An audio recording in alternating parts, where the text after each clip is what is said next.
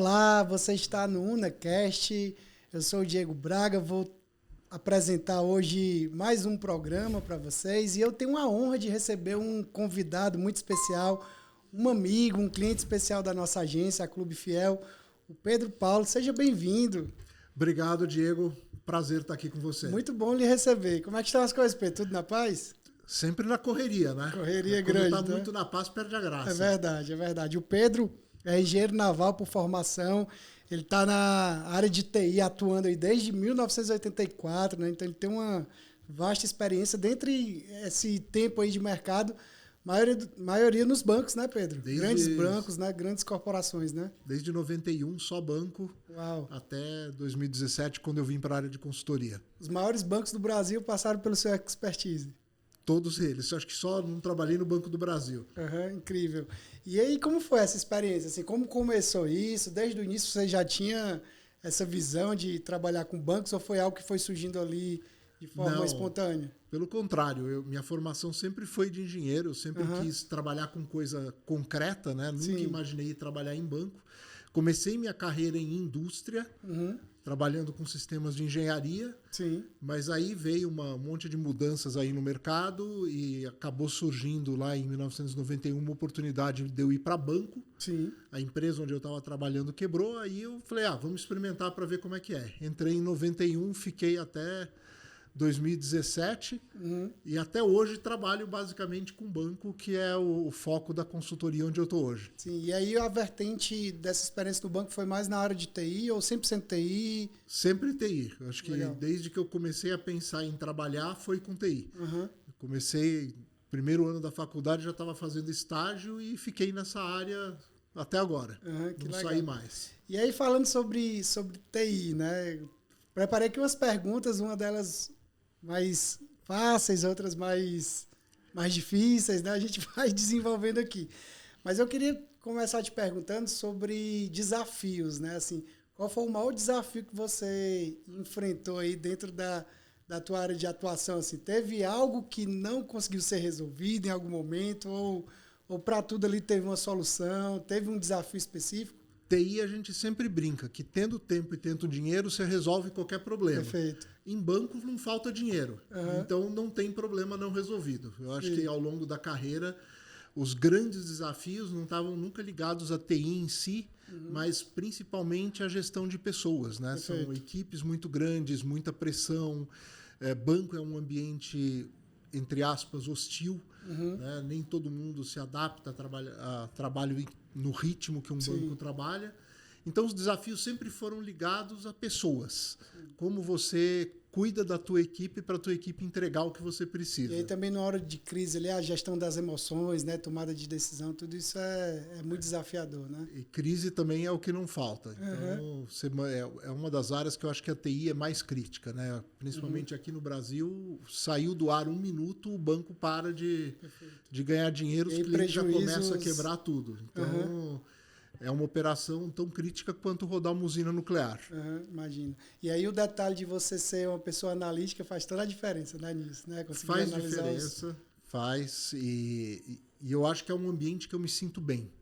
Né? Eu gosto de trabalhar sob pressão. Então, funciona bem.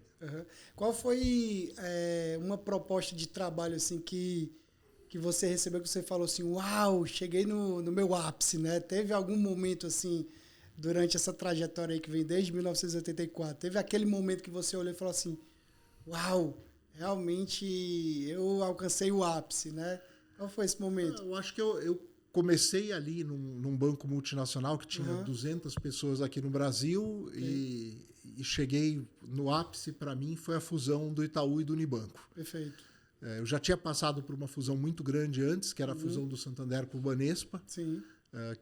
Inclusive, era a minha primeira tentativa ou trabalho num banco grande, né, de varejo. Eu sempre tinha começado minha carreira em banco de investimento. O Santander já foi uma mudança radical, né? Você sair de uma equipe de 80 pessoas para uma equipe de 700 pessoas. Mas a fusão do Itaú e do Unibanco foi um negócio descomunal, né? Foi a maior fusão que já aconteceu no mercado financeiro que eu tenho conhecimento, pelo menos. Então, acho que ali foi o momento Você recebeu o convite para vivenciar isso ou você já estava Eu já estava no Unibanco. Ah, tá. Eu tinha entrado no Unibanco fazia uns 8 meses, como um dos diretores de TI. E aí já migra de marca também, né? Absorve outra marca agora, Aí né? já vem toda a correria. Itaú. Exatamente. Que incrível. Mas foi quanto tempo de implantação, assim, essa fusão, A fusão do dia em que anunciaram a fusão até a gente falar agora acabou, desligamos o Unibanco, foram praticamente 2 anos. Uau, 2 anos de implantações de tudo, processos. Na verdade demorou um pouco para começar, né? Porque você tinha a aprovação do Banco Central. Sim. Mas foi um processo bastante corrido. A gente já tinha um ano e pouquinho, a gente já tinha tombado todas as agências, o grosso já tinha ido. Qual o maior desafio de uma fusão, Pedro, na sua opinião? Pessoas.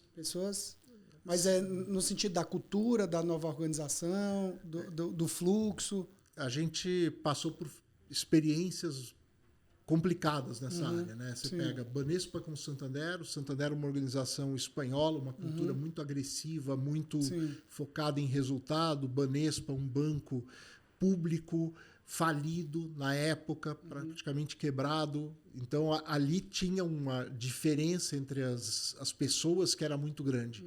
A forma de trabalhar era muito distinta. Sim. E como é que você fazia para acomodar isso? Com o desafio de que a cultura que você queria que ficasse era a cultura do Santander. Perfeito. Só que o Santander tinha 1/10 do tamanho do Banespa. Então, ali teve um desafio da gestão da mudança muito complexo. E mesmo o Itaú e o Unibanco, que eram bancos relativamente parecidos, tinha diferenças culturais muito grandes. Sim. E aí o conflito foi ainda maior, porque você ali tinha uma expectativa de que você iria pegar o melhor dos dois bancos.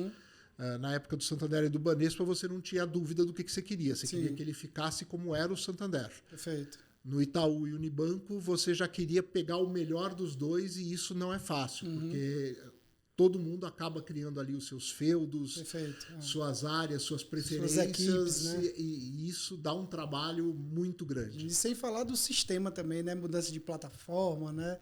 Toda essa logística para criar uma nova cultura na equipe em desenvolver. Mas os sistemas, eles são semelhantes ou eles eram totalmente distintos? Eles fazem a mesma coisa, mas eu diria que, por exemplo, no caso do Santander, a gente construiu uma plataforma toda nova, do zero. A gente implantou no Santander uma plataforma nova e aí jogou o Banespa para dentro.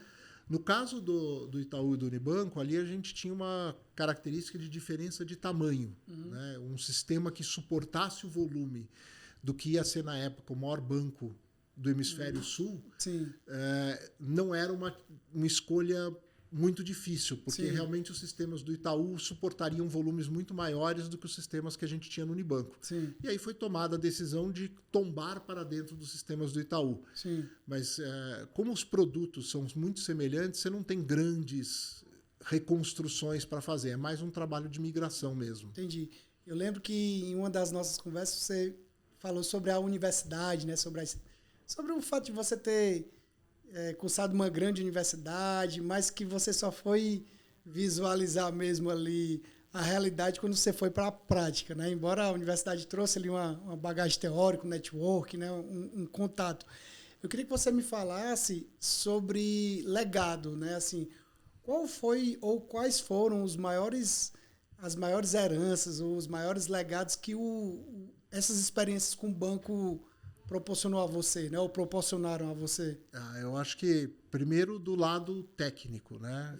Estar em tecnologia em banco é ter oportunidade de você usar o que tem de melhor na tecnologia antes da grande maioria das outras empresas. Incrível. Com um volume de investimento que pouquíssimas empresas no mundo conseguem suportar, né? O orçamento que a gente tinha em alguns desses bancos aí, a gente falava em coisa na casa, na época, de bilhão. Né? Não é um número pequeno. Então, acho que aí eu tive a oportunidade de aprender muito tecnicamente. Acho que quando eu peguei, por exemplo, a fusão do Santander, eu tive a sorte de pegar um cara como meu líder que era extremamente capaz, já tinha passado por situações muito difíceis, então foi um cara que a gente aprendeu muito. Legal. E conseguiu fazer uma fusão que, quando a gente olha para trás, a gente preservou as pessoas, a gente conseguiu mudar a cultura, a gente tombou os sistemas sem gerar nenhuma interrupção ou problema grave para os clientes. Então, foi um projeto assim que a gente olha para trás e foi, assim, foi um negócio fantástico. E o Itaú está aí, né? Estruturado, né? Forte, né? Pós-fusão. Exatamente, também muito fácil de ver o tamanho do que foi construído ali, né? O Unibanco não era um banco pequeno. Eu acho a plataforma do Itaú super didática, assim, uma plataforma. O Itaú sabe né? fazer muito bem a parte de interface para o cliente. Sim. Ele é muito completo, né? Legal. Você consegue fazer qualquer coisa ali sem precisar interagir com um ser humano. Eu acho que é um dos grandes diferenciais do Itaú. Perfeito.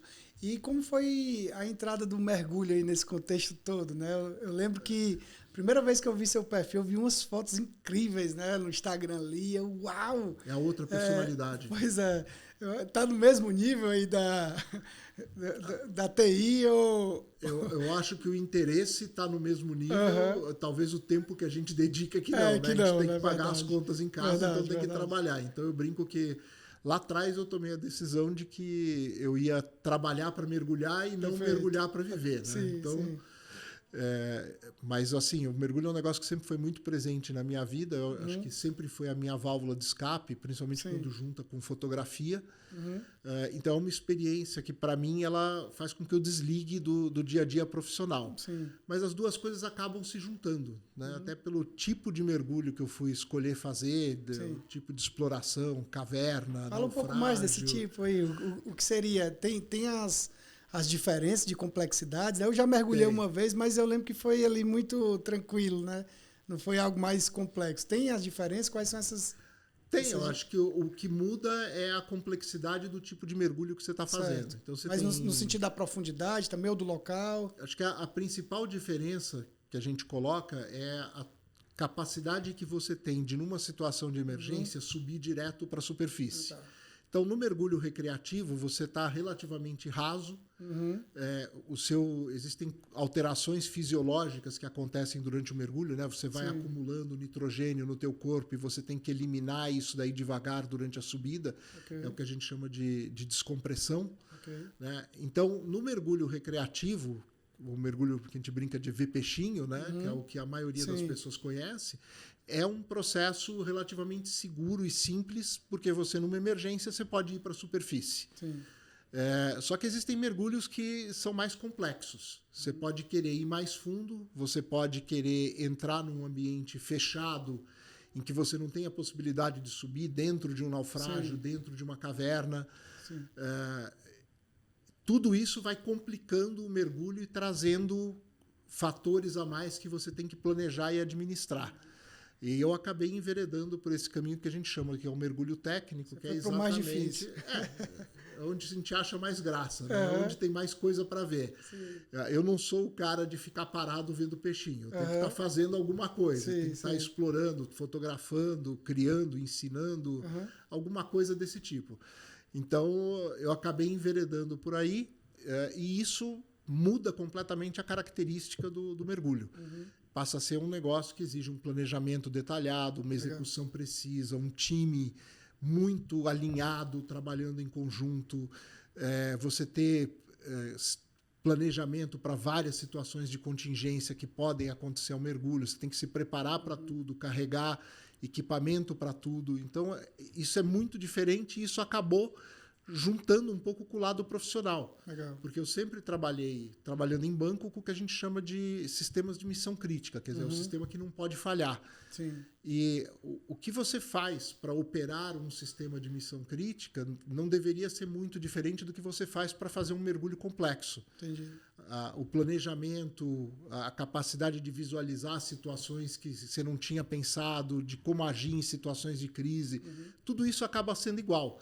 Então, eu transportei muita coisa de um lado para o outro, do lado profissional para o lado do mergulho. O mergulho acaba sendo um escape para você? Com certeza. Um escape unido aí de talvez um complemento dentro da sua profissão. Como é que você absorve? É um hobby, né? O mergulho é um hobby. É um hobby levado muito a sério. Perfeito. Então, como é que você consegue absorver esse hobby em prol da sua profissão, assim, para desenvolver ainda mais sua profissão? Você consegue ter esse exercício? Fácil. Eu acho que o mergulho me ensinou muita coisa. Sim. Coisas que você normalmente não vê no ambiente corporativo. Então, uma coisa é você falar que você está rodando um sistema que não pode parar num banco, outra coisa é falar que você está numa equipe de mergulho em que se alguma coisa der errado, alguém morre. Se não for você mesmo, né? Então, você aprende a criar o planejamento e a contingência para lidar com esse tipo de situação. O mergulho foi onde eu fiz os meus melhores amigos. A gente formou times muito unidos, times que sabiam colaborar e trabalhar em conjunto para um objetivo. A forma de você formar esses times, de você criar esses times, a gente leva para o mundo profissional também. Como você escolhe as pessoas, como você treina as pessoas, como você lida no dia a dia com as pessoas. Existe uma série de coisas que eu aprendi no mundo do mergulho, principalmente as coisas que não são o que a gente chama de skills ou habilidades técnicas, coisas muito mais ligadas a fatores humanos na formação de equipes e no funcionamento das equipes, que as teorias que estão por trás disso são totalmente adaptáveis para o mundo corporativo. Incrível. Elas, inclusive, nasceram em outros ambientes. Nasceram em usinas nucleares, nasceram em aviação. Tudo isso foram adaptadas para o mergulho e daí você adapta para o mundo corporativo sem nenhuma dificuldade. Legal. Hoje já existe algum modelo assim de mergulho focado no empreendedorismo, sei lá, um grupo de empresários que se uniram ali para praticar o mergulho em prol desse aprendizado, né? Existe alguém que tem essa vertente ou... Tem uma pessoa que eu conheço, um casal, que tem um treinamento de formação de equipes. É um treinamento típico de team building corporativo que usa o mergulho como uma ferramenta. Perfeito, legal. Mas é diferente de você trazer todo o conhecimento que você tem do mergulho técnico, ou mesmo do mergulho comercial, que é o mergulho profissional, você trazer isso para o mundo corporativo. Eu acho que tentar trazer esse conhecimento para o mundo corporativo é uma coisa que eu acho que ninguém fez. Legal. Então é uma boa ideia, né? É uma ideia. Eu vejo que tem brilho nos seus olhos quando você fala de mergulho, né? É um assunto assim que lhe deixa entusiasmado, né? Sem dúvida nenhuma, porque é um negócio que eu me dediquei muito. Estudei muito. Quanto tempo de dedicação? É o mesmo tempo que eu trabalho em TI. Eu comecei a mergulhar em 83, então comecei a dar aula em 85. Ensinei mergulho a vida inteira. Então, alguém da sua família gosta de mergulho? Por incrível que pareça, hoje só a minha filha mais velha. Mas que mesmo assim não seguiu com o mesmo entusiasmo. Entendi. Está num momento diferente de vida, de carreira, é mais complicado. Legal. Mas por mais maluco que possa parecer, ninguém na minha família se entusiasmou muito, não. Porque é um tanto quanto diferente, né?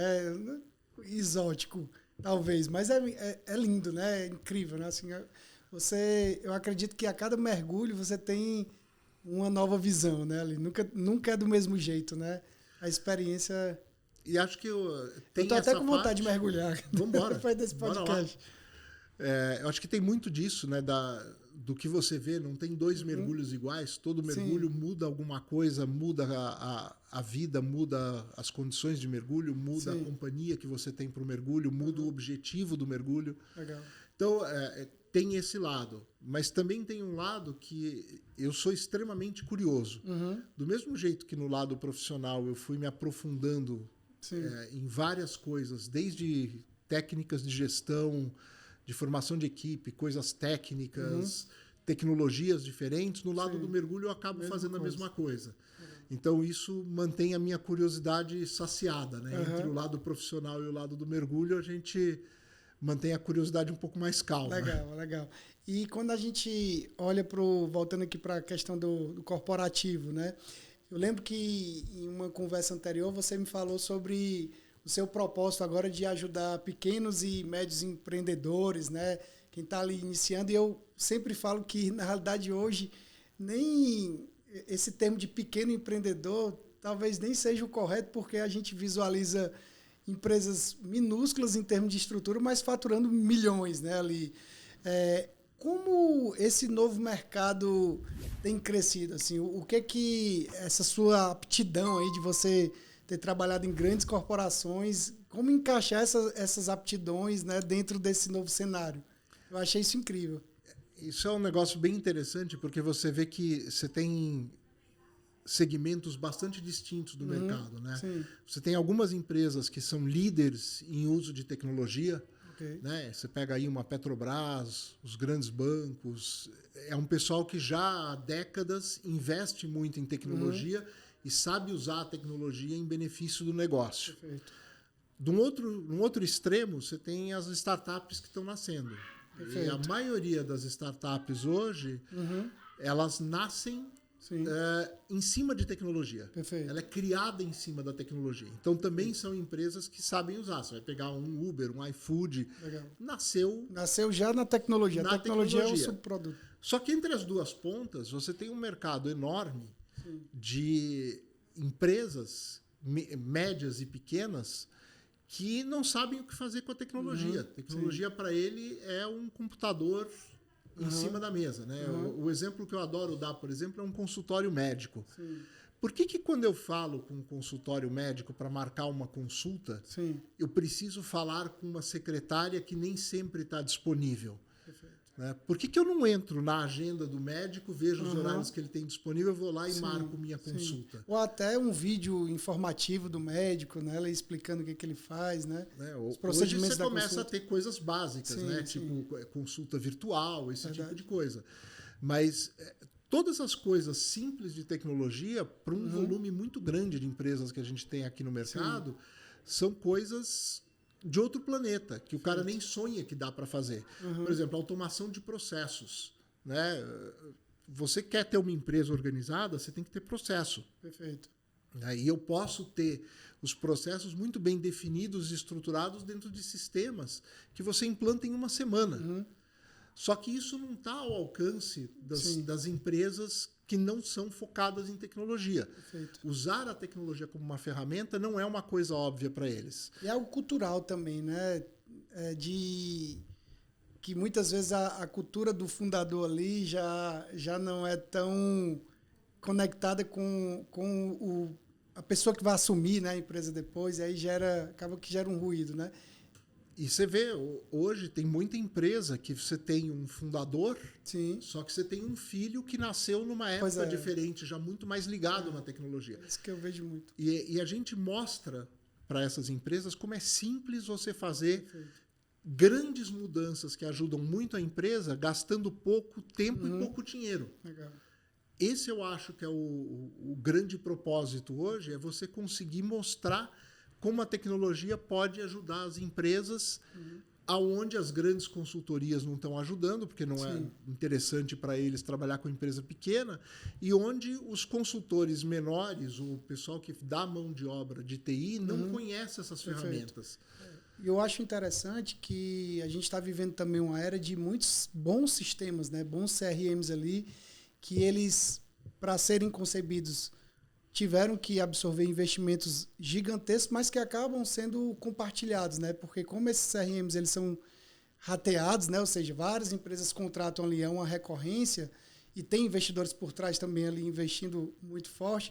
Uma pequena empresa hoje ela consegue absorver um CRM que talvez há 10 anos atrás seria impossível, né? O Salesforce da vida. Pois é. Para o bem e para o mal. Né? Porque também às vezes é tão robusto que ela não consegue são ferramentas implantar, extremamente complexas que alguém foi lá e sugeriu que o cara usasse. Sim. Ele não usa 5% do que a ferramenta oferece e acaba sendo um negócio muito difícil de customizar. Perfeito. Mas é aquilo que você falou. Hoje você tem... Antigamente você tinha 2, 3 alternativas de CRM. Hoje você tem 50 alternativas. Perfeito. Então, alguma dessas alternativas se encaixa muito bem no que aquela empresa precisa. E o mais incrível é que esses sistemas todos rodando em nuvem, né? Então eles estão sempre sendo atualizados também, né? Porque antigamente uma atualização de sistema era bem mais complexo, né? De implantar, caro, né? complexo, trabalhoso, tudo. Hoje você pega um serviço que está rodando na nuvem, você contrata, no dia seguinte você está rodando. Sim. Pedro, o que você acha que é qual o maior gargalo hoje de um pequeno a médio empreendedor, né? Quando ele olha para para a parte da tecnologia, assim, qual o conselho que você daria para ele iniciar? Assim, olha, você precisa começar com isso, né? Qual seria o maior gargalo e qual seria o primeiro conselho que você daria para...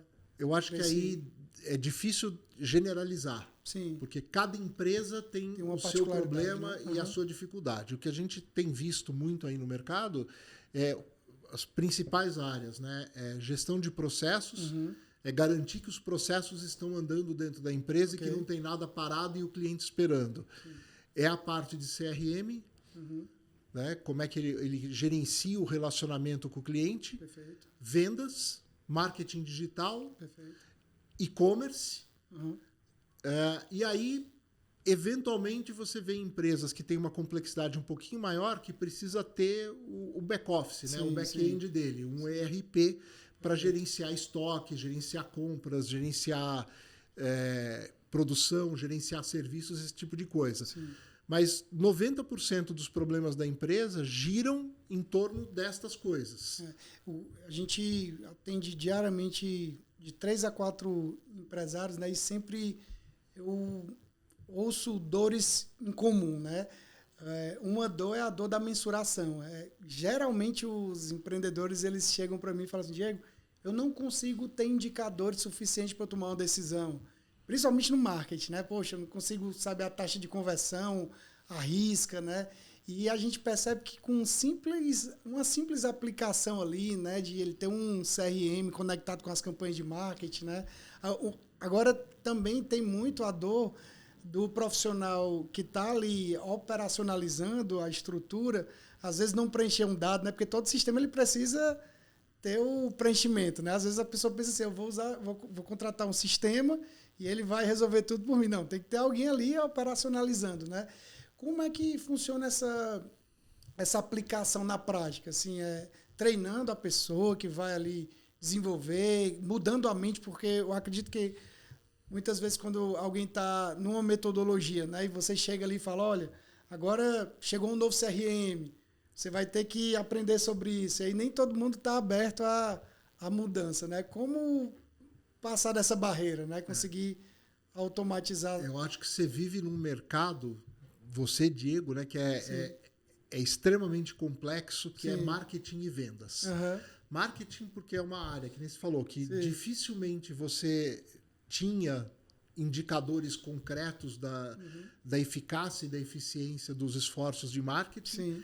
E vendas, porque os vendedores têm uma característica de como eles trabalham, que muitas vezes ele não quer ter um sistema controlando o trabalho dele. E ele acha, às vezes, que vai perder tempo, né? Se eu estiver aqui manuseando isso...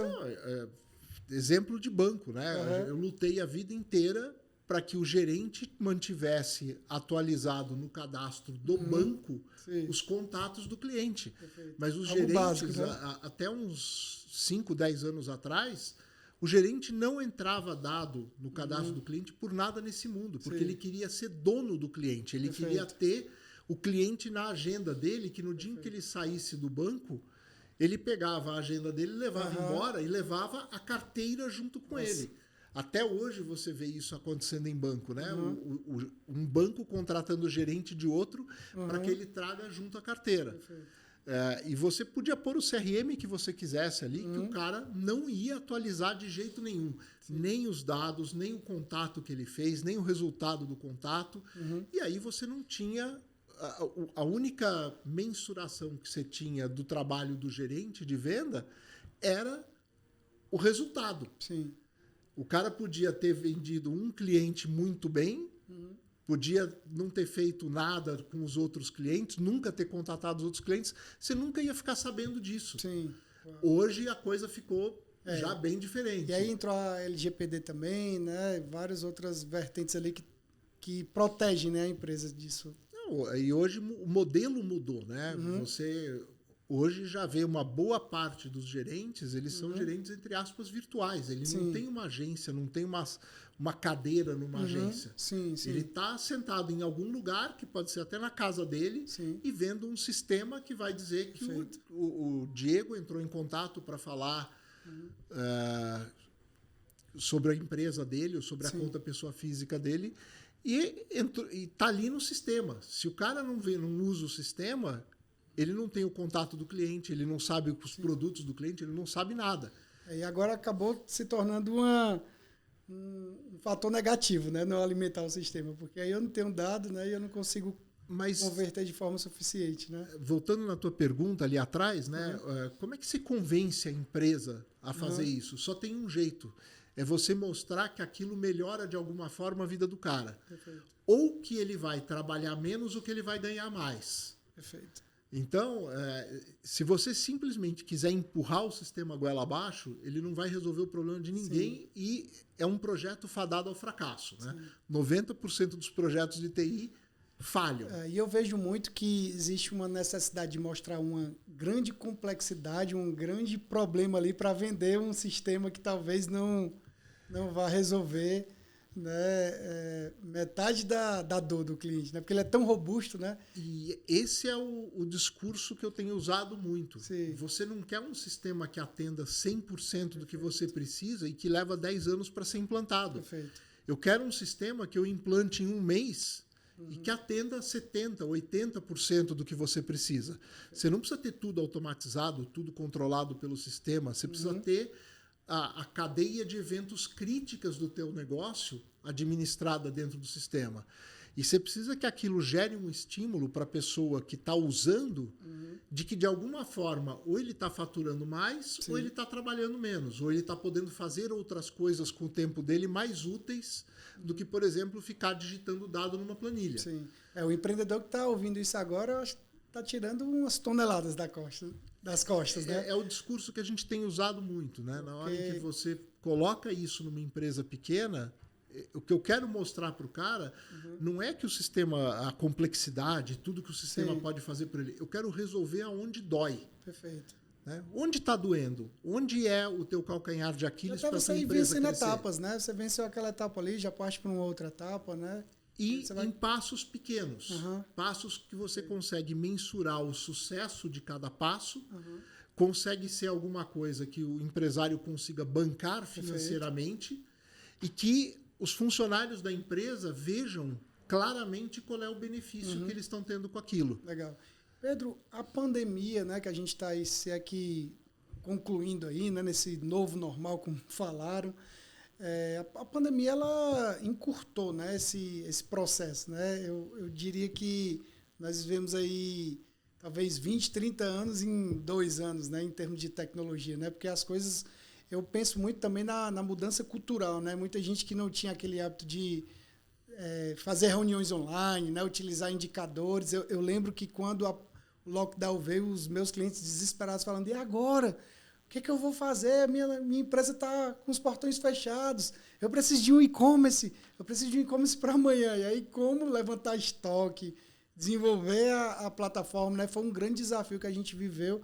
Mas eu vejo que os empreendedores, né, as empresas, principalmente as pequenas e médias empresas, muitas delas foram criadas nesse contexto. Né? Então, elas meio que abriram ali já nessa velocidade, né? Já com esse expertise. Como você enxerga o antes e o depois da pandemia, assim, dentro dessa área?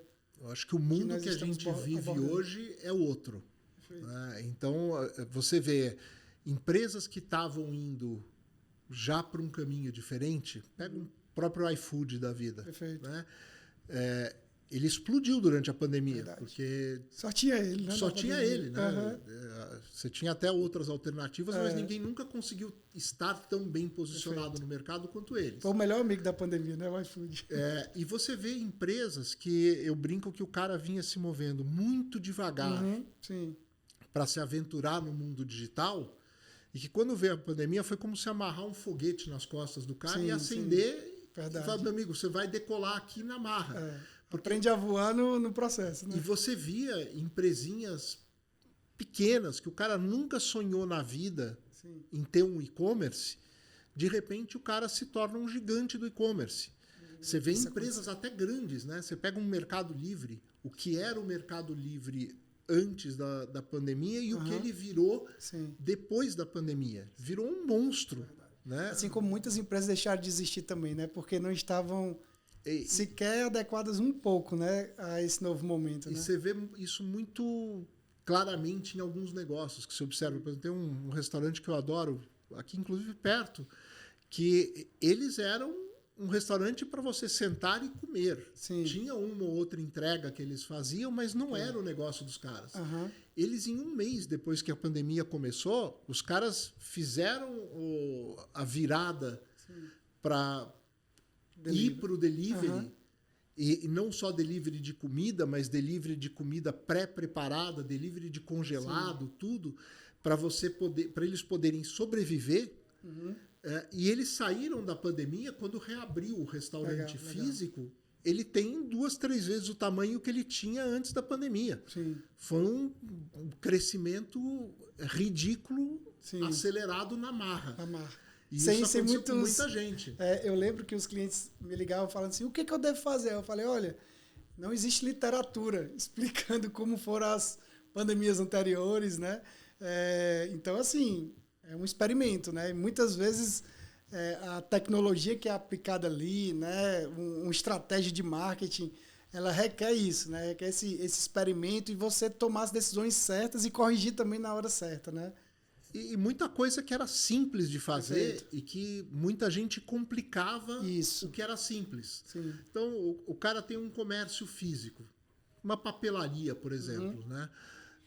Fechou a porta. Sim. O que ele vai fazer? Né? Ninguém mais passa na frente da loja, as escolas estão fechadas. Sim. Como é que ele se vira?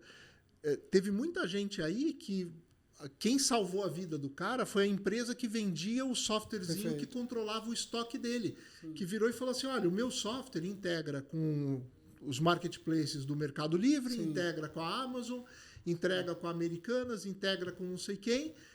Só você comprar esse módulozinho aqui, Sim. colocar teu preço e você está vendendo no Mercado Livre. O cara nem reabriu a porta da papelaria. Hoje ele vende só no virtual. Sim, perfeito. Qual conselho você daria para alguém que é considerado analógico, né? Existem uns profissionais ali analógicos que não se adequaram a essa mudança, né? Mas que ao mesmo tempo eu vejo que existe uma matéria-prima intelectual incrível nessas pessoas, né? Qual conselho você daria para elas? Eu já conversei com pessoas nesse perfil, elas falam assim, eu não sei se o mercado eu não sei se eu já encaixo ainda no mercado, eu não sei se eu devo ir para uma outra vertente, mas a pessoa com conhecimento imenso de causa no segmento dela de atuação, né? Qual o conselho que você daria para essa pessoa? Eu tenho uma brincadeira que eu sempre faço, que a tecnologia que as empresas usam, qualquer um pode ter. Sim. Você pode comprar exatamente o mesmo software que o Itaú usa, se você quiser. Você pode comprar o mesmo software que o departamento de engenharia da Petrobras usa. Sim. O segredo não está na tecnologia. Perfeito. O segredo está em como você usa a tecnologia e enquanto você conhece do seu negócio. E esse conhecimento de negócio tem muito valor. Entender como funciona. Nenhum software resolve um problema de processo da empresa. Sim. Alguém tem que desenhar o processo, alguém tem que otimizar o processo. E esse conhecimento está, muitas vezes, nas pessoas que ainda estão, que nem você falou, no modo analógico. Para esse cara entender que ele pode traduzir aquilo para um sistema e ajudar as empresas, é um pulo simples. Ele não tem que reaprender. E ele tem a informação ali que vai ajudar nesse novo fluxo, né, também. Ele tem diamantes ali, né, dentro do conhecimento que talvez uma pessoa nova que está chegando ela não consiga absorver, né? E relacionamento com o cliente. Perfeito. Entendimento de necessidade. Entendimento de necessidade, a forma de servir, qualidade de serviço. Sim. Não tem sistema que resolva isso. É verdade. Quem resolve isso são pessoas. No fundo, você tendo dinheiro, o que faz a diferença para a empresa são as pessoas. Perfeito. Não é a tecnologia, não é nada. Dinheiro compra o que você quiser. Sim. Agora, a tua forma de atender o cliente, de você conhecer o que o cliente precisa, de você saber desenhar a solução que aquele cliente precisa, só as pessoas têm. E isso requer tempo, né, também, de vivência, né? Legal. Pedro, a gente está caminhando aí para o fim. Eu queria fazer aqui gostaria de fazer uma última pergunta relacionada ao seu momento de transição, né? Você disse que está numa etapa agora de transição, né? Você vai mergulhar aí dentro de um novo projeto, a sua marca, né? Me fala um pouco sobre isso, assim, como está sendo essa transição, o que você vai desenvolver aí daqui para frente, o que nós podemos esperar aí de todo esse expertise que você tem aí em prol das empresas, dos empreendedores? Eu não sei se é exatamente uma transição ou se é abrir uma outra frente. Perfeito. Né? Eu tenho pique para continuar trabalhando aí mais 25 anos fácil. Né? Eu amo o que eu faço no trabalho. Da mesma forma que eu amo mergulho, eu amo o que eu faço. Não tem sensação mais gostosa do que você ver sair alguma coisa que está ajudando uma pessoa ou uma empresa. Né? Então, a construção desse caminho é um negócio que vai levar um tempo. Eu vou continuar fazendo o que eu estou fazendo, sim, mas vou dedicar uma parte do meu tempo realmente para construir um caminho diferente e poder ajudar as empresas de uma forma diferente. Legal. Acho que esse é isso que vai acontecer aí nos próximos meses, né? Exatamente. Assim. Já vem acontecendo desde que eu tomei a decisão de não voltar a trabalhar diretamente em banco. Sim. Eu acho que eu venho construindo esse caminho. Ele agora está, vamos dizer, mais estruturado, a gente já sabe para que direção a gente tem que virar o navio, como é que está o mar nesse caminho, e o que a gente tem que fazer para o navio chegar do outro lado. Incrível. Então essa é a ideia. Incrível. Conversei com o Pedro Paulo, nosso cliente, essa mente brilhante que nos trouxe ensinamentos valiosos. Agradeço a sua participação e até a próxima. Obrigado, Pedro. Obrigado pela oportunidade, Diego. Foi ótimo.